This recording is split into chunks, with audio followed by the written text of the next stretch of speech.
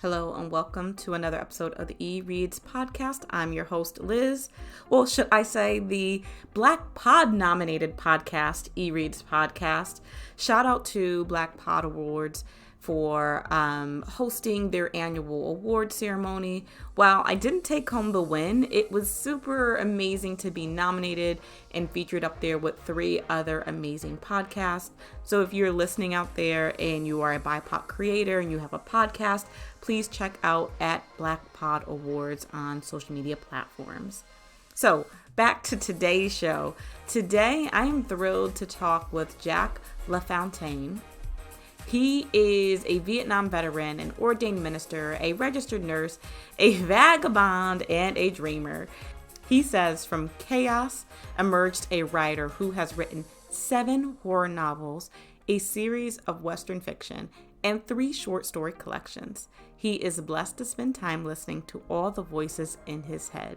And he was an absolute thrill to have on the podcast, where we discuss a lot about his creative process and how you can use some of his strategies to create stories that inspire, ignite, and are just a joy to read.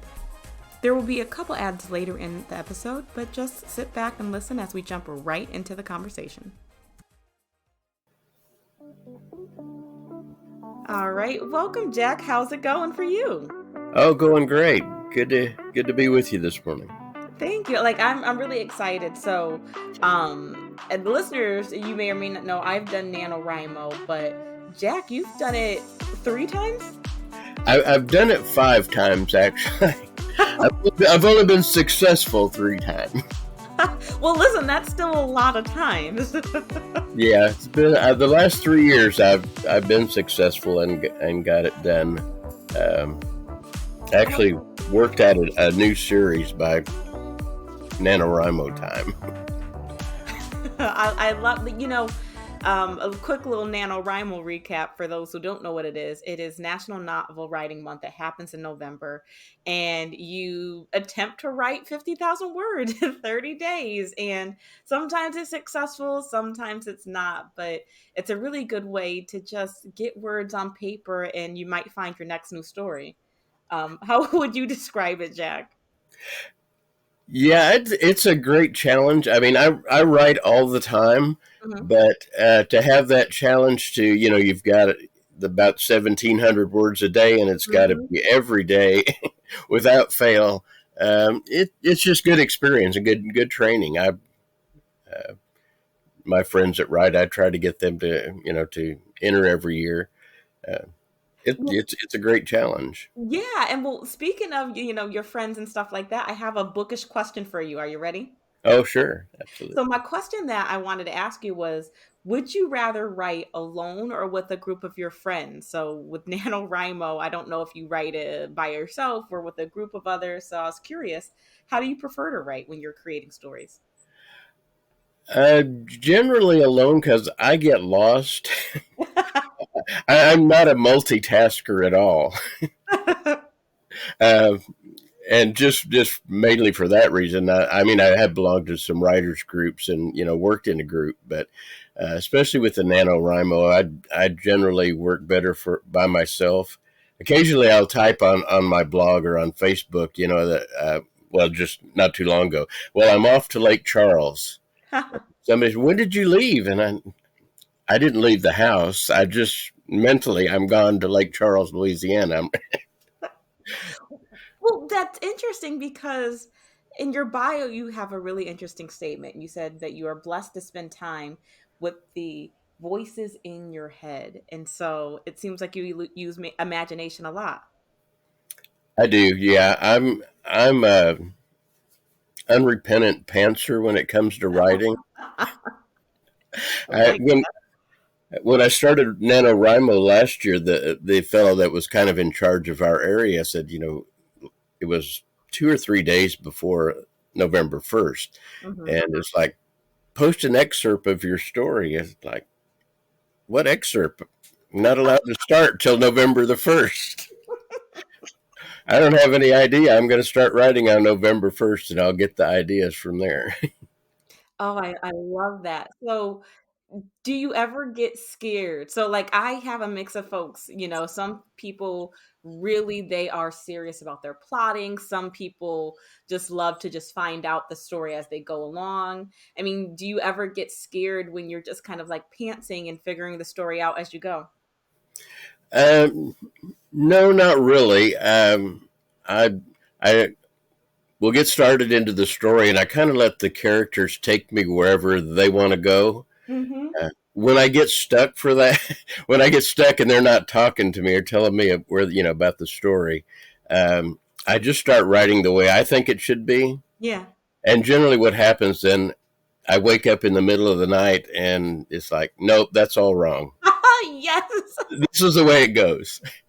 I relate to that on so many different levels. So, this morning, me and a couple friends were talking about characters and character development, and we were kind of talking about that the voices of the characters. And a lot of times for me, it feels like, okay, this is what they want, this is where they're going. Right. And I can always tell when I'm like, this isn't really from the character's voice. Like, I might have gotten to the driver's seat a little too much. Yeah, I started a book. The title of it's Voodoo Moon. I started writing that book, and I got, I don't know, probably 5 chapters into the book, and my main character that the series is based on said, "I'm not in here enough. You're not talking about me." So I ended up restarting that book. I think 4 times. Drove Yeah. my editor nuts because she already had the copy of the original, and yeah, and I kept going back. Like I said, I think I started it 4 times, and I wrote 3 different endings Mm. before I settled on one. Interesting. Absolutely. That's comforting on so many different levels because, right, like when it's not right, and like it's okay to keep trying until it feels right, like it feels authentic. So I I hear you and I take that. Yeah, yeah, definitely. It just has to sound right. It has to sound like something. Of course, I my character. I tell people I think they want to know about me. I said, if you've read the book, you pretty much know about me because my life's in there, Mm. and you know who I am. Of course, I have several different characters, but I probably have several different personalities. Anyway, I think every writer does. I love that. I love that. yeah, I've read a quote by I think it was F. Scott Fitzgerald that said, "Writers aren't real people. They're a bunch of people trying to be one person." I love that. Absolutely. And so, Jack, tell us a little bit how do your characters end up taking a life of their own? What does that look like for you? What does that mean? Well, like I said, the story they just kind of direct the story. I have in my head uh, kind of the person that they are, how an idea of how they will react in a certain situation, Mm-hmm. and of course, it's the writer's job is to keep throwing them into desperate situations as often as you can, Mm-hmm. and let them try and figure their way out of it. Mm-hmm. But Yeah. yeah, and that's switching between characters. I have 3 series of books, and I try to do one each. One of those each year. Mm-hmm. It would. I think it would be impossible to try to do all 3 at once. Sometimes I edit for other people, and I edit 4 or 5 books at once. Mm-hmm. I can't do that with my stories because I have to. My characters have to get in. I have to get into the characters a lot. I think a lot like an actor would. I was Uh, going to say it sounds like that. yeah, kind of get into their mindset and how they work.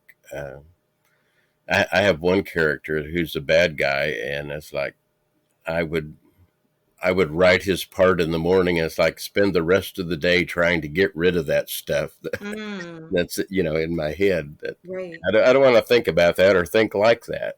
But Mm-hmm. Question for you. So one thing me and my friends were talking about is like some folks they do like a Enneagram, Myers-Briggs, like a personality test to get to know their characters. How do right. you get to know your characters? What does that look like when you're trying to get into their head? Well, like I said, a lot of it I picked up from my own background. Mm-hmm. All of my characters, my main characters, are very bound by a sense of duty Mm. that they're sometimes they're and the one I'm writing right now, the Ed Landry, I'm writing one of his books right now, and he's very bound by this sense of duty, and the problem is he keeps duty he's not looking for keeps popping up, and he's the right guy in the wrong place. Mm-hmm. And so he's stuck. But I kind of decided on that character before I even started the series. Mm. When I was a kid, there was a TV show. It was called Kolchak, the Night Stalker, Mm-hmm. and he was a newspaper reporter, and he just kept running, out looking for stories, and he keeps running into all these supernatural things going on. And I thought, I'm going to do a character like that, Mm. and Finding that inspiration all around you. yeah, and so that's the character I have now. Like I said, he's very driven by duty in the sense of doing what's right by people, and that just seems to land him in trouble all the time. It's interesting, right? Like with characters, it just, sometimes, folks ask, like, how do you know this is the right direction? I'm like, it just feels right. It just feels like this is what you Right. should do. So it's always interesting. It seems like you're kind of very similar to that. It's like, this is what feels right for this character, feels right for this story. So it's always for me interesting. On the other side, when folks, they can't see it, if that makes sense. It's like they attack it almost like clinical, like they have to like draw out all these different things about their characters and story bibles and things like that. Do you use any of that, like jotting down notes about your character to keep things straight? Like, how do you remember all of your characters? Well, like I said, a lot of it is just getting into them at the time. When I first started writing, I got some instruction that, sit down and basically write a story about your character. What do they look like? How Mhm. old are they? Right. What do they think? Mhm. I probably still kind of do that, but I only do it mentally. I don't write Interesting. it down anymore and keep track of it. And of course, maybe because I don't have that many characters I'm trying to come up with, but um, yeah, I mean that's kind of the way I approach it. I have a general picture, uh, Yeah, what they're like. How old are they? What do they think? I And love that. just try to stay true to that when I'm writing. I love that. And can you tell us a little bit more? You said you have three series. Can you tell us more about your books and what you're working on? Well, the probably the best selling series that I've got. It's based on a fellow by the name of Ed Landry, and I started out calling it the Ed Landry series, and Right. it still is officially on the book covers. But people who write to me about it and talk with about it, they all call it the Moon series Really? How come? because all the titles are, it's Bayou Moon, Blood Moon, Voodoo Moon, Oh, Lover's Moon, so they call it the Moon series, which works for me because I like that. And yeah, that's cool. um, but um, he's a sheriff in a small town, and he starts out as a sheriff in a small town, and there's a horrific murder that takes place in his town, and over the course of times, he finds out that the murderer is a werewolf, but in Cajun country they're called a rougarou. Ooh. There's a few differences in the legends, but they're pretty similar. And so he finds out that like I said, he finally comes to realize this is actually what's going on because he doesn't believe it. Nobody Mhm. believes it, uh, and like I said, he goes from there. Um, and in the next story, right, he kind of runs away from home. The next story, he's in Oklahoma rather than Louisiana, and he runs into Native American shapeshifters. Wow. But and you know that and like I said, that's probably the biggest one I've got, and I'm working on book 5 for that right now. Wow. That's the one that's going to take place at Lake Charles, which I'm working on. The series that came out of NaNoWriMo, Yeah. the very first book I wrote was a Western. It's set in 1870s Texas, and it was a Western, but I tell you, it's cowboys and Indians and werewolves. That's an interesting mix. Because the fellow, the protagonist, his best buddies are Chickasaws from across the border in Indian Territory. Mm-hmm. They all served in the war between the states together, and they ended up after the war being werewolf hunters. Mm. And there's a whole story about how the werewolves were involved in the Civil War, but that came from a short story that I wrote years before. But that was the very first book I wrote, and a friend of mine picked that up and read it one day, and she doesn't like monsters, Mm-hmm. and so she asked me when she read the book anyway. Although her husband, when she got to the werewolf part, he dropped out. He wasn't reading a Western that had a werewolf in it. But she asked me after she read the book, said, "Would you write me a Western that doesn't have a monster in it?" Mm. I thought, well, okay. I don't really write. I mean, I write werewolves. I write ghosts. I write ghouls, vampires. But okay, I'll give it a shot. And NaNoWriMo was coming up. So I created this character. He's a deserter from the army during the Civil War. He takes up bank robbing, Mm-hmm. sort of on the style of Jesse James, and he kills a man not on purpose one night, and it really gets to him, and he ends up becoming a frontier preacher. Mm. He goes to a seminary, and he graduates, and he doesn't want to leave because he's wanted Right. for this murder, and so he doesn't really want to leave the seminary and get out anywhere, but he gets an offer from a little town in Wyoming Territory, which he figures nobody knows.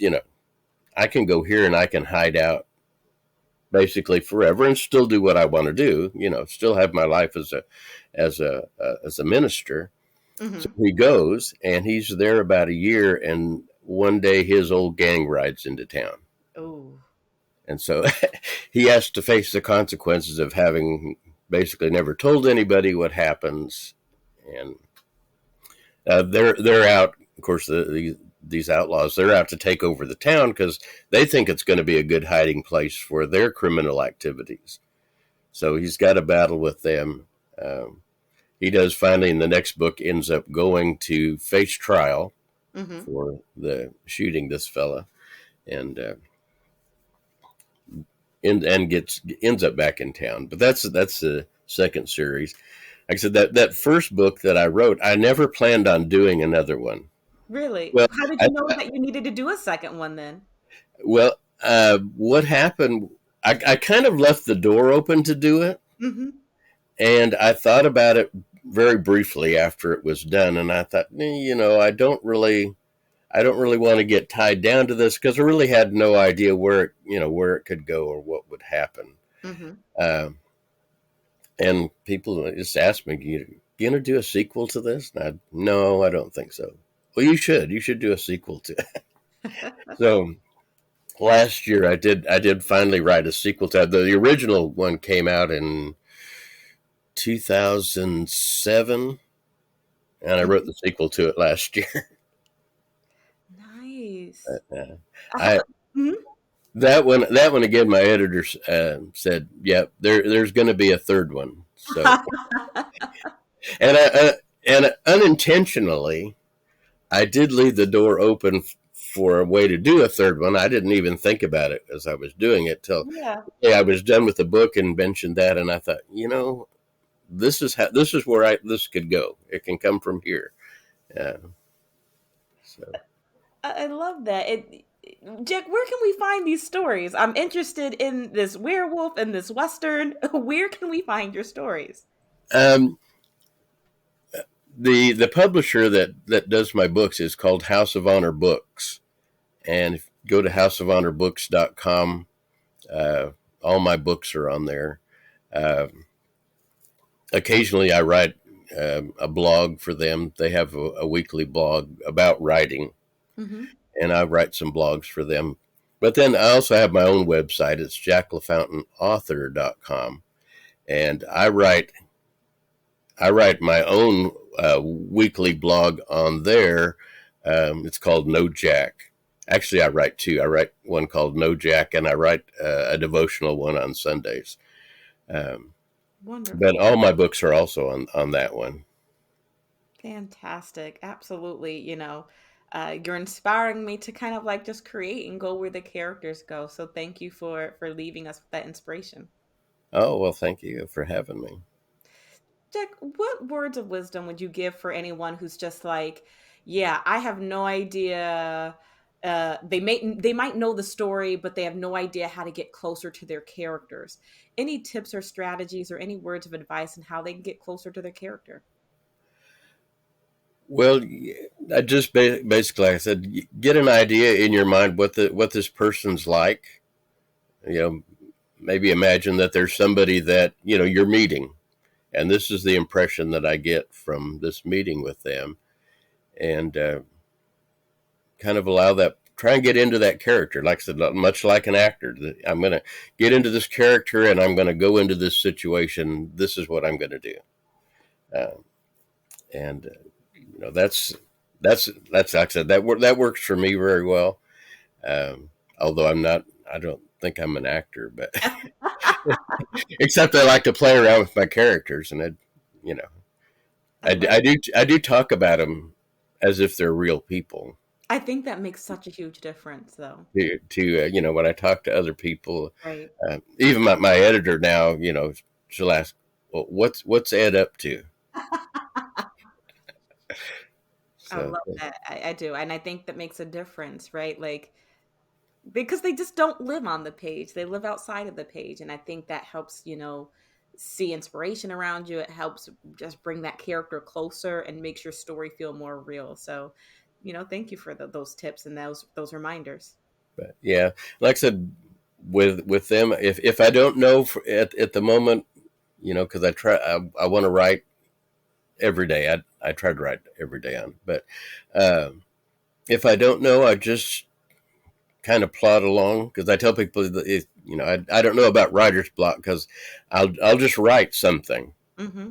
In fact, I've written a couple blogs about having nothing to write about. I got to read those. Started out the blog. I'm sitting here looking at this blinking cursor, and I can't think of And pretty soon, an idea starts to come, or even talk about that. But like I said, with my characters, I can just write something that I think might fit, and they'll let me know later whether that sounds right or not. I love that, Jack. Jack, my last question for you is, I like to leave people with inspiration that they can use in their writing or in their creative process, no matter what that might be. So if you had to leave us with a word or a phrase that we can use in our very own prompt, what would you leave us with? Um, I read an interesting thing the other day. I don't read as much Stephen King as I used to, Hmm. but I read something that he wrote the other day. He said, "I write to find out what I think." Mm. I thought, wow, I do that. I clarify what I think about things as I put them in a story. Um, there's time to kind of digest that idea and work with it, and uh, really work out what you think. Well, what you believe in. I have an interesting. So, listeners, as you know, stay to the end of this prompt, end of this episode to see what I do with the prompt. And my mind is already going. I think I might take a little bit of what you said about the cursor on the page and mixing that in. So, I can't wait to write this up and for everyone to listen to it. Yeah, that'd be great. Awesome. Thank you so much, Jack. This has been wonderful. And please have a wonderful rest of your day. All right. Thanks so much. I really enjoyed being here and talking with you. Thank you.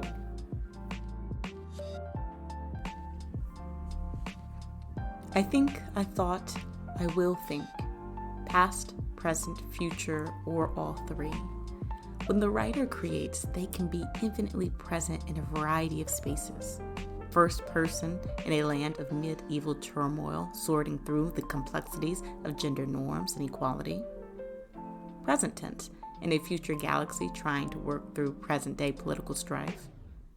I write to find out what I think, to understand the underlying concerns of my mind manifest in characters that have been burning to be alive, that thrive on pages that will be read by thousands of eyes.